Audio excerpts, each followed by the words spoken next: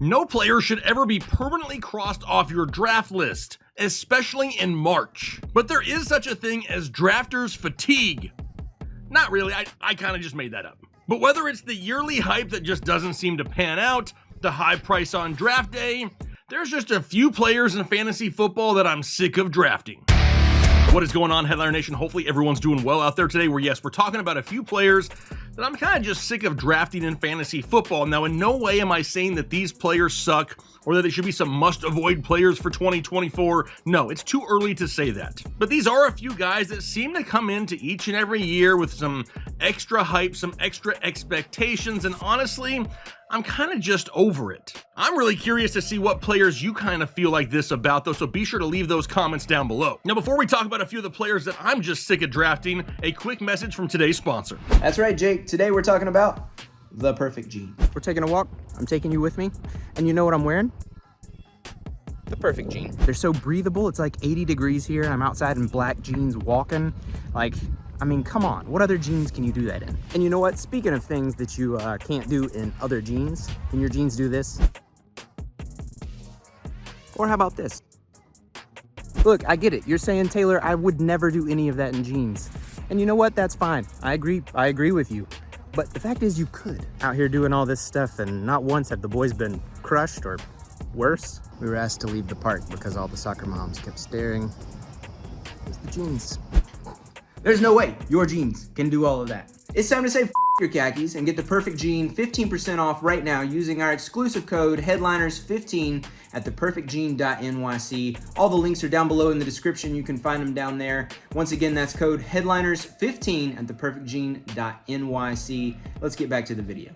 Now let's kick it off with a running back. How about Alvin Kamara of the New Orleans Saints? I'm just kind of sick of drafting him, right? No, Alvin Kamara hasn't been bad. He's never had a season in which he finished lower than RB20 overall and has 5 years where he's finished inside the top 12 at the position. It's just hard to draft him, have some super high expectations because of what we've seen in the past, and then just have him turn out to be an average fantasy running back. Over the last 3 years, his rush attempts, rushing yards, yards per game, and total touches have all decreased every single season. Heck, listen to this. Last season, he had 75 catches, which is great, but only for 466 receiving yards. That's only 6.2 yards per reception, another career low. And he just doesn't bust off the big one anymore. He had a career low in broken tackles last season and a breakaway run rate of only 3.3%, which means only 3.3% of his carries resulted in 15 or more yards. That was good enough to rank 40th among all running backs in the NFL. We know overall, for the most part, this Saints offense is somewhat hit or miss. It's not consistent. And lastly, Alvin Kamara hasn't played an entirely full season since his rookie year in 2017. At this point, I'm just over it. I'd rather draft guys like Joe Mixon, James Conner, Najee Harris even in 2024. We know Alvin Kamara is going to go out there and score decent fantasy points. He's going to be a top 24 running back once again, as long as he stays on the field.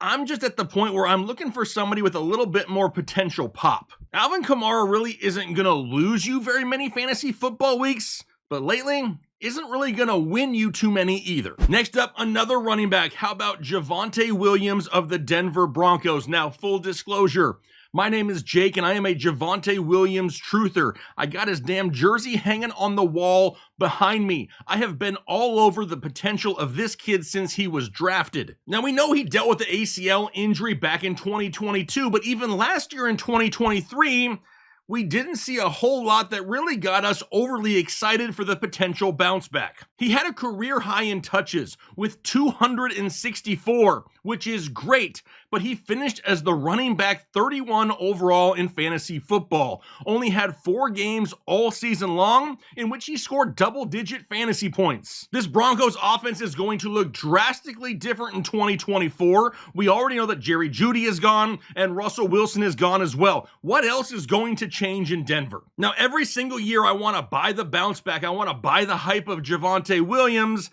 But I don't want to get the same result from what we got in 2023. And with all the unknown in Denver, it doesn't give me that warm fuzzy. Honestly, for me, when it comes to fantasy football, I've reached that point where I need to see him do it before I buy it anymore. All right, but now it's time to talk about some ball catchers. The first one up, Devonte Smith, wide receiver, Philadelphia Eagles. Now, don't get me wrong, Skinny Batman, he's a solid wide receiver too, no doubt. But he had 7 games with single-digit fantasy points, and that's not going to cut it on my fantasy football team. On games in which he should dominate, he disappears. Tough games, he goes the hell off. His ceiling is so high, it's like you have to start him each and every week. But 7 games in single digits?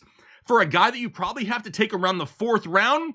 That's not really what I'm looking for. I mean, at this point, he's basically Tyler Lockett. The only difference between Devonte Smith and Tyler Lockett is their ADP.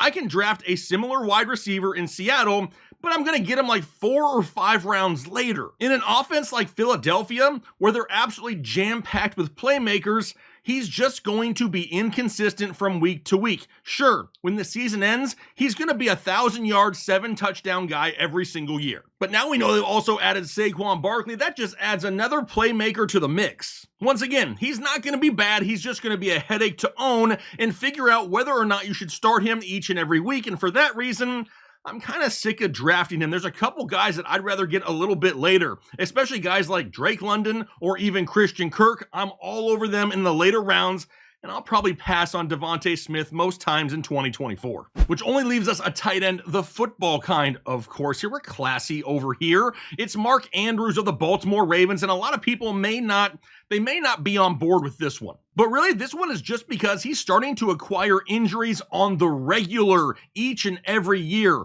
Only has 2 seasons out of his 6-year career where he's played a full season. That, and the fact that we're actually finally starting to get more tight end talent in the NFL, makes it harder and harder to spend that high price tag on Mark Andrews. We have young guys like Sam Laporta and Dalton Kincaid. How about David Njoku, who has a tendency to pop off? Evan Ingram been a little bit consistent here as of late as well. Those are all guys that you're going to probably be able to get a little bit cheaper than Mark Andrews, but they still have top 5 potential. Now, don't get me wrong. There is no doubt whatsoever. When Mark Andrews is healthy and on the field, he is a top 3 fantasy tight end in the NFL. But I am just over this yearly price tag. Each and every year we have these super high expectations. Every single year he misses time. If real world inflation has taught me anything, it's that I'm looking for some better damn deals here in 2024. To be honest, let me let you in on a little bit of a secret. The guy who I really want at the tight end position here this year is Trey McBride out of Arizona. All right, but like I said, I want to know who are a few of those players that you're just sick of drafting in fantasy football. Be sure to leave those comments down below in the comment section. That, if you haven't hit the like button by now, what the hell are you waiting for? Hit that like button and consider subscribing if you haven't already. We got you covered with all things NFL all year long. I'm going to go ahead and get out of here for the day. Hopefully you enjoy the rest of your day, but most importantly, above all, be sure to do your part to make the world a better place.